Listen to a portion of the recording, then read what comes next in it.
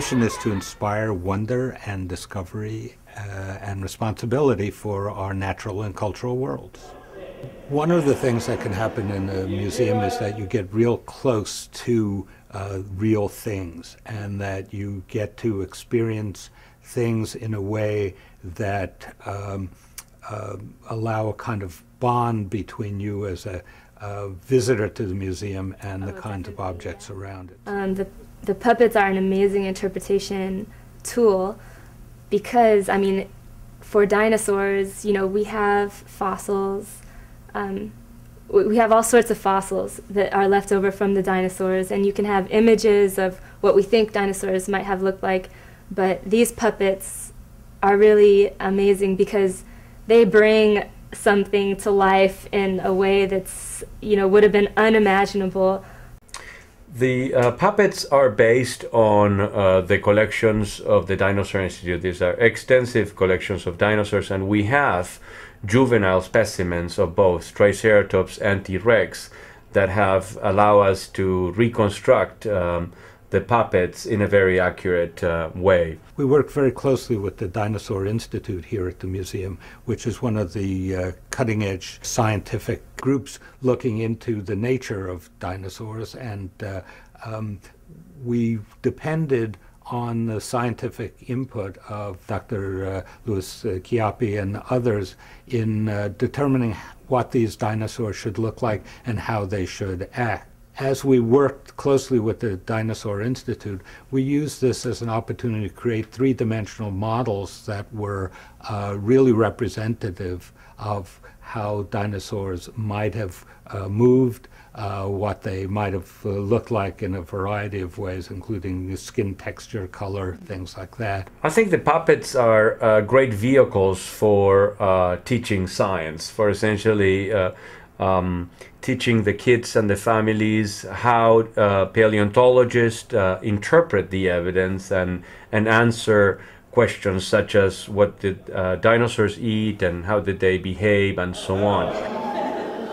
It's trying to make friends with that large piece of steak right there. And you know, I think we're going to come on forward over this way because this museum is doing something that not only no museum in this country, but no museum in the entire world is doing. We do 12 shows a week with these puppets for audiences of anywhere from 12, a really intimate little experience, to 500, this really expansive and dynamic experience with everyone screaming and shouting. One of the things I love about the Dinosaur Encounters program is that it's so unique, and it's something that people can't experience anywhere else. It combines this element of fantasy with the science in a way that I think you could only do in a museum like the Natural History Museum. The puppets are so amazing that automatically you're just focused on the puppet, wondering, you know it's not alive, but you're wondering, oh, is this what it looked like when it was live? And I think people do that anyways. When they walk into the museum, they see these huge mounts of these dinosaurs that used to walk the earth, and I think the first thing that runs through everybody's head is, wow, I can't believe, you know, these things were alive at one time. And then to see a puppet that, you know, might have actually been, you know, what those live dinosaurs would have looked like is just, it can just blow people's minds. You know, it's like seeing what you always wanted to see growing up.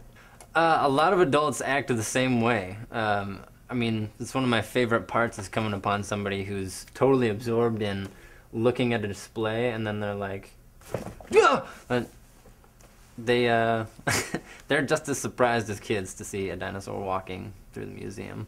At the same time, during our educational shows, when we have the GIs lecturing, then I think it becomes a lot more clear that there's all kinds of research being done and facts being gathered on these terrific animals. I think when the students and school groups and also just general public come see our presentations, that they're taking away not only knowledge and facts and hard science content, they're also getting an appreciation and understanding for how we fit into the universe, how we're just a small little speck on a grand continuum. I see people's lives changed every day. I see their minds blown every day. The T-Rex, I think, is like a Pied Piper. As it walks through the museum, the kids just, they have to follow it. So they're absolutely choosing, you know, this is something that they want to understand more about, and they're totally fascinated with. And through the process, they're getting a lot of other information that they wouldn't get otherwise. There's so many bright faces, big eyes, and they scream and they yell and they look away and they don't want to look away and they look back again. And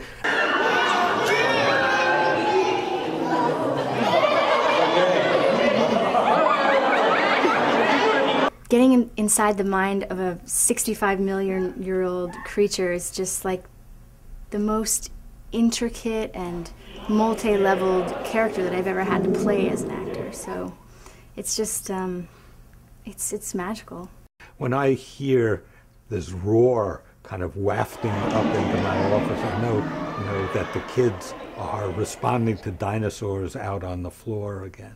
And you watch this as you see the performances, and you see the interactions between the kids and the dinosaurs, and it's really quite amazing. It's that balance between that little bit of fear that gives you an edge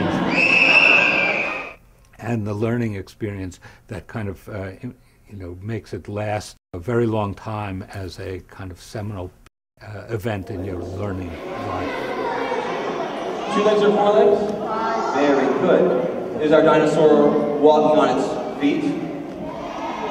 Are you sure? Look very carefully. Is this the foot? I thought he was real. When he was walking out, I didn't know it. I thought he was real. I was like, what is that?